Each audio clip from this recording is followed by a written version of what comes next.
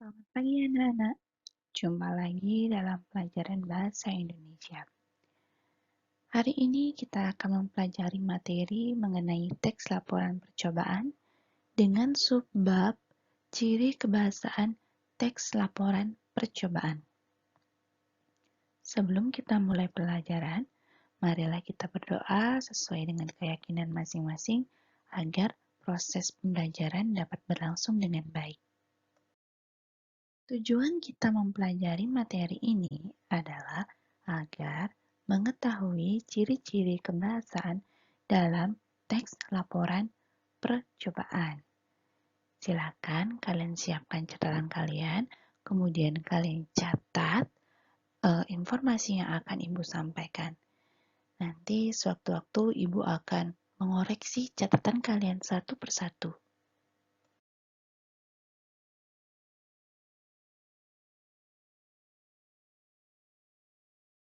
Ciri-ciri kebahasaan yang umumnya digunakan dalam teks laporan percobaan adalah sebagai berikut.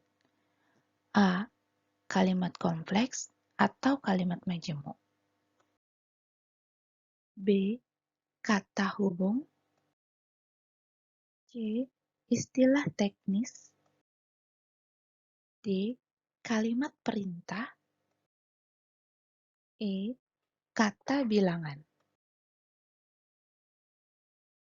Kalimat kompleks atau kalimat majemuk. Tahukah kalian apa itu kalimat majemuk?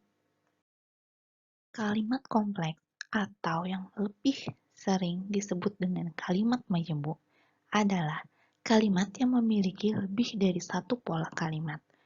Kalimat majemuk terdiri atas satu kalimat tunggal atau kalimat simpleks. Maksudnya di sini, itu adalah dalam satu kalimat terdapat dua subjek, dua predikat, dua objek, ataupun boleh ditambah dengan dua keterangan.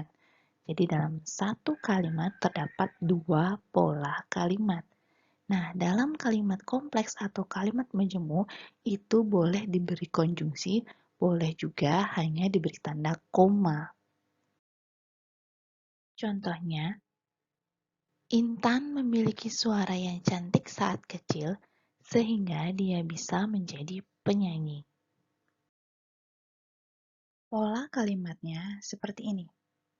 Intan itu adalah subjek, memiliki merupakan predikat, suara yang cantik adalah objek, saat kecil keterangan waktu karena dia menerangkan waktu ketika dia kecil.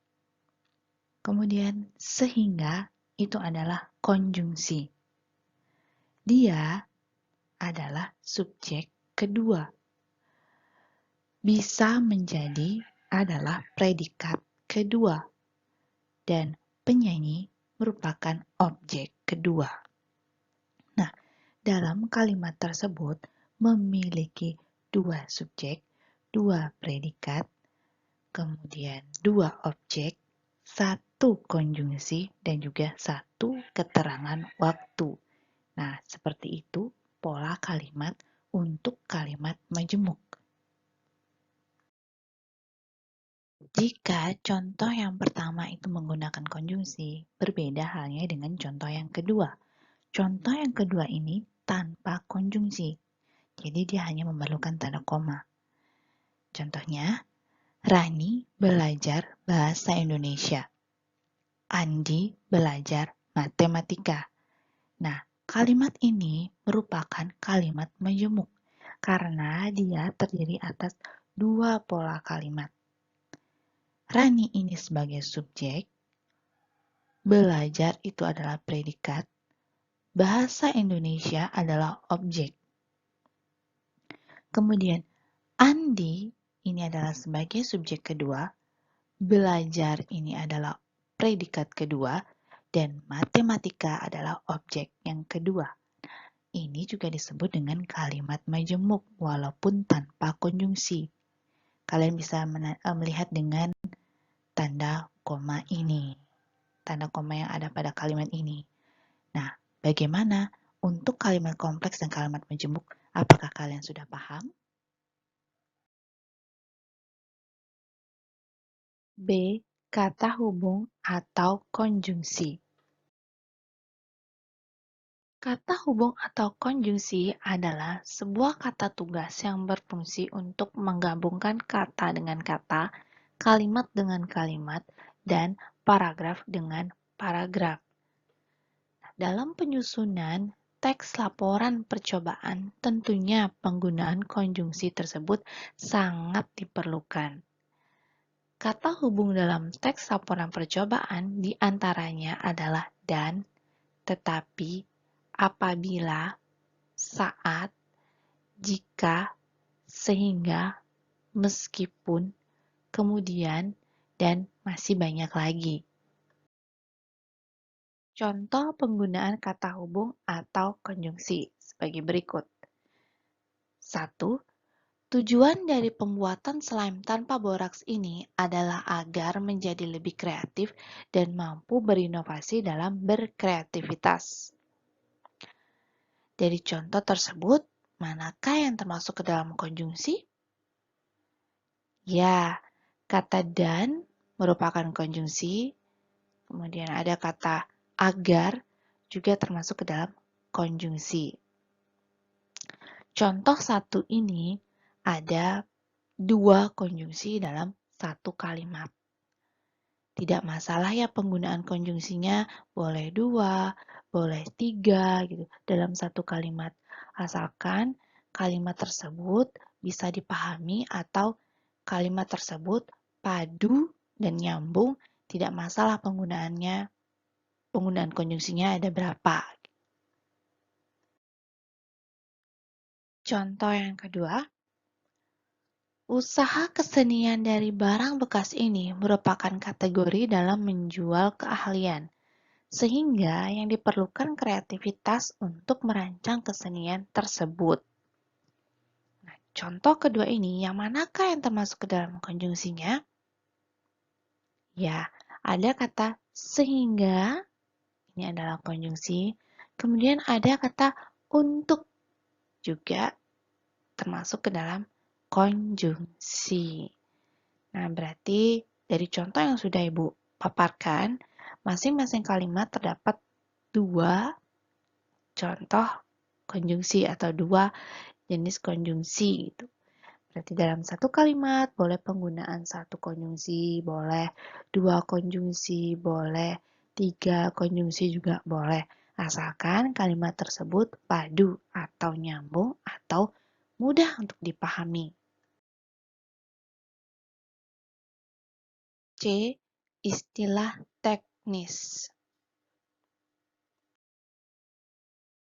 Istilah merupakan sebuah kata atau gabungan dari kata yang mengandung makna, keadaan, sifat, dan juga konsep proses dari sebuah bidang tertentu.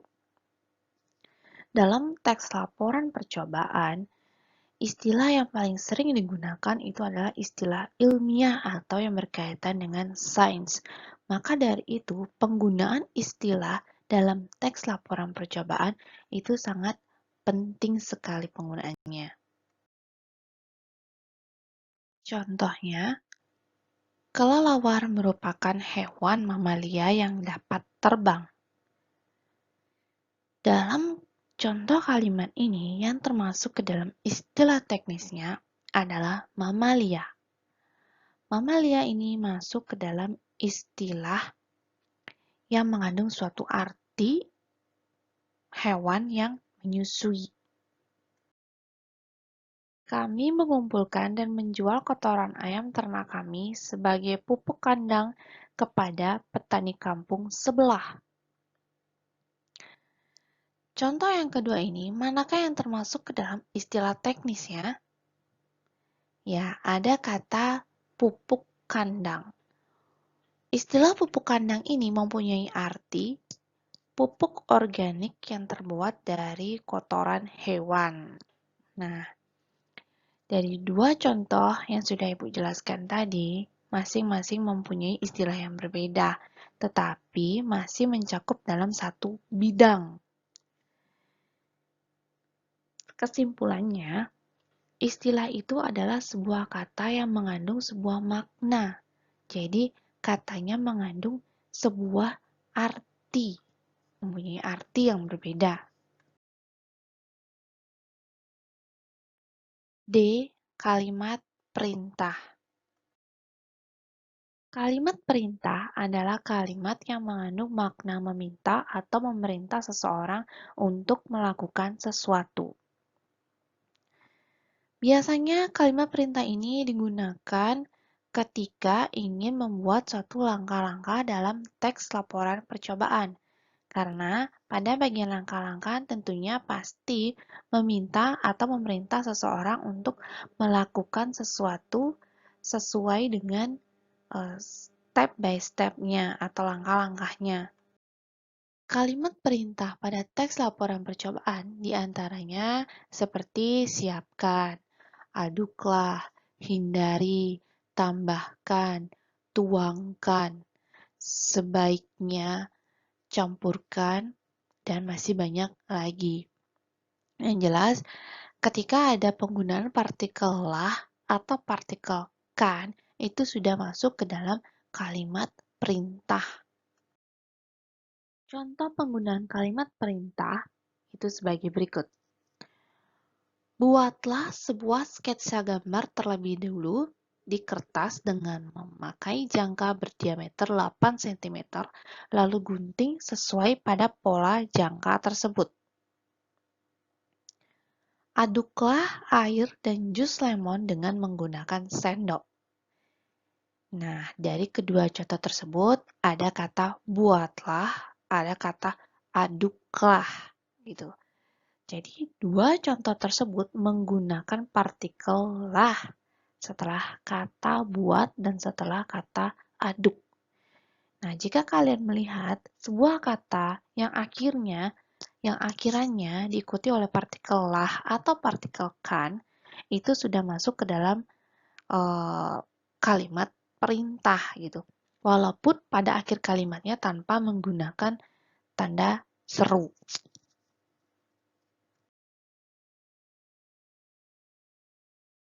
Kata bilangan. Kata bilangan adalah kata yang digunakan untuk menyatakan jumlah seperti orang, benda, binatang, dan lainnya, atau urutan. Kata bilangan pada teks laporan percobaan menunjukkan jumlah bahan yang digunakan dalam percobaan. Kata bilangan digunakan pada bagian langkah-langkah karena menerangkan urutan untuk membuat suatu percobaan. Contoh 1. Beberapa kelelawar makan darah, buah, ikan, dan kaktus. 2. Krill adalah makhluk mirip ikan dengan 10 kaki. Penggunaan kata bilangan pada kedua contoh tersebut adalah ada kata beberapa dan ada kata 10. Nah, kata beberapa dan kata 10 tersebut itu menyatakan jumlah hewan dan juga jumlah kaki pada hewan atau pada binatang.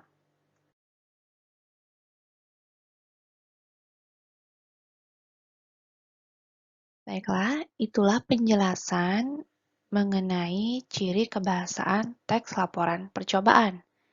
Nah, sekarang tugas kalian untuk hari ini itu adalah buatlah contoh kalimat majemuk dan kalimat dengan istilah masing-masing satu contoh. Jadi, satu contoh kalimat majemuk dan satu contoh kalimat dengan menggunakan istilah. Yang jelas, istilahnya ini harus berkaitan dengan istilah ilmiah. Gitu. Pokoknya yang berhubungan dengan laporan percobaan. Kalian silakan jawab pada kolom web di bawah ini, di bawah video ini.